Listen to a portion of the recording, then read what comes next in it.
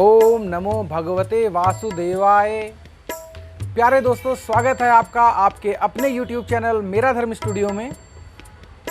हमारा आज का विषय है सत्य। जी हाँ, हमारा आज का विषय है सत्य की विजय का।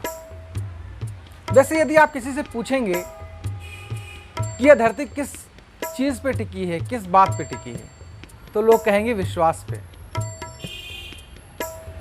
मैं इसमें थोड़ा सा करेक्शन करना चाहूँगा।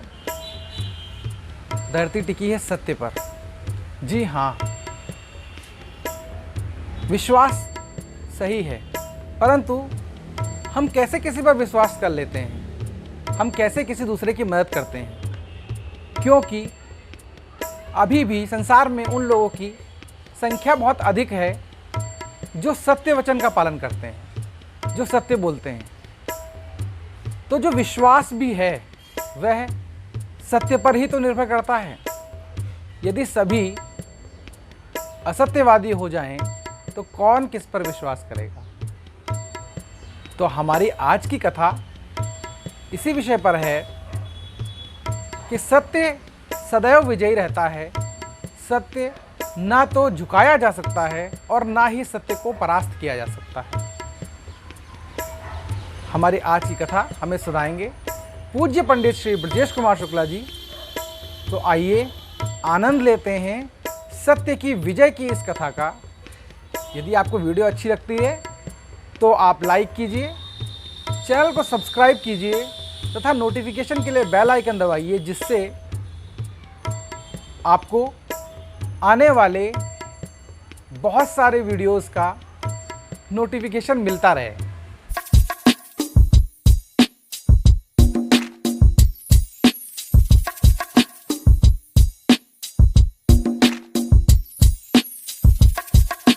गजाननं भूतगणादिसेवितं कपित्थजम्बूफलचारुभक्षणम् उमासुतं शोकविनाशकारकं नमामि विघ्नेश्वरपादपङ्कजम्।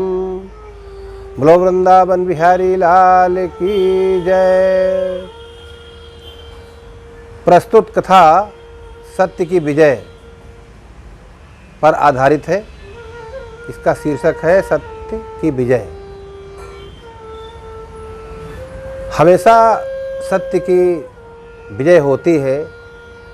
कोई भी कितनी भी कठिन परीक्षा ले ले, किंतु सत्य की कभी हार नहीं होती है। इसीलिए मुंडको उपनिषद में कहा गया है सत्यमेव जयते। सत्य की हमेशा विजय होती है। एक बार की बात है, सुकृष्ण नाम के एक ऋषि थे। सत्य का आचरण करते थे, हमेशा वो सत्य बोलते थे। उनका सत्य का आचरण इतना बढ़ा, स्वर्ग लोक तक उसका प्रचार हो गया, पहुंच गया कि सुकृष्ण ऋषि बड़े सत्यवादी हैं। देवराज इंद्र ने सोचा कि कहीं ये सत्य का व्रत साधना करके हमारा देवलोक तो प्राप्त नहीं करना चाहते हैं। इसलिए उनके सत्य की परीक्षा के लिए देवराज इंद्र ने बड़े प्रयास किए, किंतु देवराज इंद्र असफल रहे। हमेशा सुकृष्ण ऋषि की विजय होती रही। जब इंद्र ने देखा कि किसी व्यक्ति को भेजने से हमारा काम नहीं चलेगा, तो देवराज इंद्र स्वयं सुकृष्ण ऋषि के पास में एक गिद्ध बनकर जा पहुँचे और ऋषि से कहा, ऋषिवर प्रणाम। सुकृष्ण ऋषि सबकी भाषा समझते थे। आशीर्वाद दिया, कहा मैं बहुत भूखा हूँ, मेरी भूख मिटाइए। तो इसी ने कहा कि मैं आपकी भूख मिटाऊंगा, मैं इसका वचन देता हूँ आपको। बताइए आप क्या भोजन करेंगे। देवराज इंद्र जो गिद्ध बने हुए थे बोले कि हम मनुष्य के मांस का भक्षण करेंगे। ऋषि ने कहा ठीक है। वहीं पास में ही ऋषि का आश्रम था। कई बच्चे थे, उन सबको बुलवाया अपने लड़कों को और सब लड़कों से कहा कि कोई भी एक इसमें इस गिद्ध का भोजन बन जाए जिससे हमारा वचन मिथ्या न हो। लेकिन कोई संतान तैयार नहीं हुई मृत्यु के ग्रास में जाने के लिए, क्योंकि ये सारा संसार जो कुछ भी है, इतने रिश्ते नाते हैं, अंत में सब मिथ्या ही हो जाते हैं। जो पाप करता है उसका फल उसी को मिलता है। ये लोग साथ नहीं देते पाप का।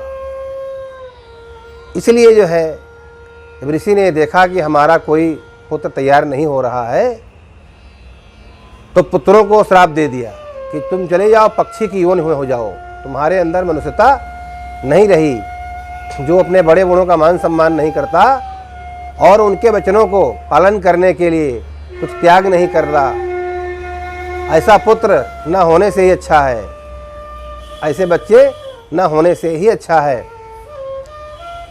क्योंकि धर्म के लिए धरती के ऊपर बहुत से लोगों ने नाना प्रकार के कष्ट उठाए हैं, किंतु डिगे नहीं। रामायण कहती है कि शिव दधि चहरे चंद नरेशु और सहे धर्म हित कोटि कलेशु। नाना प्रकार के कष्टों को अनेक लोगों ने सहन किया है। तो इसलिए सुकेश ऋषि के जो संतान थी सारे के सारे पक्षी योनि में चले गए और उन्होंने गिद्ध से कहा कि मैं प्रस्तुत हूँ आपके सामने, आप मुझे ही खा करके और अपनी भूख जो है मिटा लीजिए। ये देख करके देवताओं को बड़ा आश्चर्य हुआ कि कैसे ऋषि हैं, इतने सत्यवादी की वचनों के लिए स्वयं को जो है प्रस्तुत कर दिया। देवता लोग फूल बरसाने लगे। देवराज इंद्र असली रूप में प्रकट हो गए और सुकेश ऋषि से कहा कि ऋषिवर, हम तो आपकी परीक्षा ले रहे थे कि सत्य में आप कहाँ तक खरे उतर सकते हैं, लेकिन आपने सत्य में खरे उतरे। आप जो चाहो वरदान आप मुझसे मांग सकते हैं। लेकिन ऋषि ने कहा, देवराज आपको प्रणाम है, हमें किसी वरदान की आवश्यकता नहीं है। हम ब्राह्मण लोग, हम ऋषि लोग कुछ चाहते नहीं किसी से, सत्य का आचरण करते हैं भगवान को प्रसन्न करने के लिए। जो हमारा कर्तव्य है उस कर्तव्य का हम निर्वहन करते हैं। हमें किसी पद की, धन की इच्छा नहीं है और लोभ और लालच में किया हुआ सत्कर्म मिथ्या हो जाता है। निष्काम भाव से किया हुआ कर्म ही कल्याण करने वाला है। जो सकाम भाव से कोई कर्म करते हैं उनका वो कार्य तो बन जाता है, लेकिन बाकी उनका कल्याण नहीं होता। और हम लोग तो कल्याण के लिए ही, विश्व का कल्याण हो और अपना भी कल्याण हो, विश्व का भी कल्याण हो, सारे संसार को अपनी आत्मा के समान समझते हैं, सबके कल्याण के लिए कार्य करते हैं, कुछ प्राप्त करने की आशा से नहीं। इसलिए हे देवराज, हमें कुछ नहीं चाहिए। देवराज इंद्र और प्रसन्न हुए और उन्होंने स्वयं वरदान दिया कि ऋषिवर, हमारे पास जितनी भी विद्याएं हैं समस्त विद्याएं आपको प्राप्त हो जाएं और आप जिस समय जो चाहें वो आपको तुरंत मिल जाए, ऐसा वरदान हम आपको देते हैं। ये कह करके देवराज इंद्र सुकेश ऋषि के चरणों में गिर गए और आशीर्वाद लेकर अपने देवलोक को चले गए। सत्य की विजय हुई। तो हमारे जितने भी संत महात्मा और ऋषि मुनि हैं, सत्य के लिए अपने शरीर का त्याग करने की भी सामर्थ्य रखते हैं। इसीलिए मनुष्य और देवता इनका सम्मान करते हैं। सम्मान किसी को फ्री में नहीं मिलता। आजकल तो लोग त्याग कुछ नहीं करते, बहुत कुछ पाने की इच्छा करते हैं, लेकिन हमारे ऋषि मुनि, इनका हम लोग आज भी मान सम्मान करते हैं। जो हमारे भारतीय संस्कृत का अभिन्न अंग हैं और उनका दृढ़ स्तंभ हैं। हम लोग उन्हीं को देख करके आज भी आचरण करने का प्रयास करते हैं और समाज के कल्याण के लिए हमेशा लगे रहते हैं, स्वार्थ की भावना से नहीं। इसलिए सत्य का आचरण करो। जो ही व्यक्ति सत्य का आचरण करेगा हमेशा उसकी विजय होगी। बोलो वृंदावन बिहारी लाल की जय।